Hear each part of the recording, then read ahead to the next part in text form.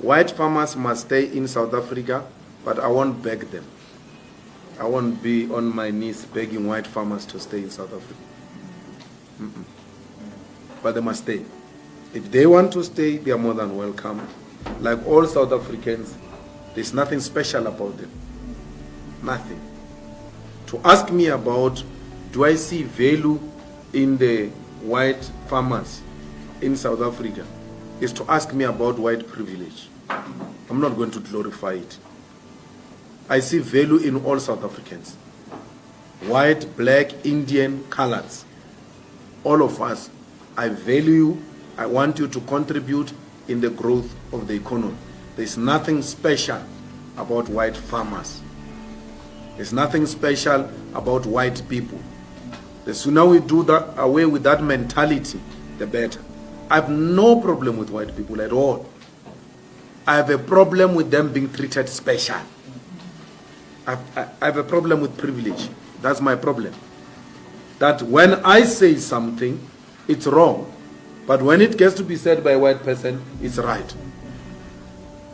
I complained about Indians and how they are treating our people. The same way an Indian former constitutional court judge says, when it is said by an Indian judge, it's not a problem. When it is said, because they've got a special place in heaven and we are all going to hell. I have a problem with that. I have a big problem with that.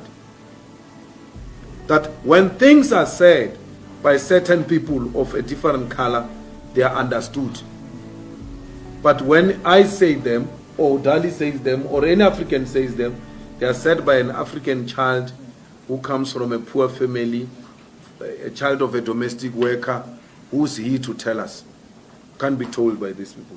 So no one is going to destroy any white farm. No white person is going to be killed or beaten up under the EFF government. It will never happen. But they will have to come down from the high horse and be here with us. What makes the hostility is the inability of our fellow white South Africans to reach out. They don't reach out. They actually create an impression that we are actually owing them an apology. Not the other way around. We are the... I've never met a white person who says, let's preach reconciliation. They don't preach reconciliation. The victims are the ones who are preaching reconciliation. Victims.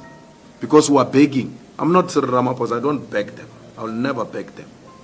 They are going to stay here if they agree to be equal to black people. And I can tell you, my brother, I hear your accent. South African whites, they don't fear war. They don't fear blood. They don't fear any land taken from them. They know it will never happen. They fear equality. That's the only thing they are scared of. That they are going to be equal to monkeys. That's the only thing they fear. They know this malema, they've listened to my talks. They know even when they reported me to Human Rights Commission, there's nothing hate about what this guy is saying. They know that. My crime is to demand an equality. That's a crime I'm committing in this country. To demand that the white minorities must come down from their high horses and humble themselves and work with fellow South Africans. These Africans have got no problem with whites. Actually, they love them too much. Some of them hate me because they think I hate white people. Or, hey, this one is going to make whites go. This one. They hate me for that. That's how much they love white people. They are prepared to sacrifice their own brother in protection of white people. That's how much they love. They have no problem with it. It is white people who have a problem with Africans. They do not see themselves being at the same level with Africans. And it's not only the white farmers, it's not the white managers in the newsrooms, it's not the white editors only. Go to the Supreme Court of Appeal in the judiciary. I sit in the JSC there. How the white judges in the Supreme Court of Appeal look down at their colleagues at the highest level of educated whites. Don't think it's just a child of a farmer who has a problem with black people. An educated white judge at the highest level has got a problem with an educated and over-educated African judge. When they write a judgment, they ridicule the judgments of Africans. When an African or a colored wants to make reference to the best reported judgment of an African, they say, no, don't use that. Use this one. They give you an alternative white reported judgment at the highest, second highest court. That's how difficult it is. Our black brothers have got no problem with white people. White people have got problem with us. No one is good. No one here. And some of us were even privileged because with the money we're getting in parliament, we have taken our children to private schools. Because there's no public school here in South Africa. Schools have collapsed. They befriend white kids. They bring them there in our houses. When we slaughter, we must start slaughtering with these friends of our kids. Do you think our children are going to allow that? We are building a completely new society where black and Africans are embracing one another.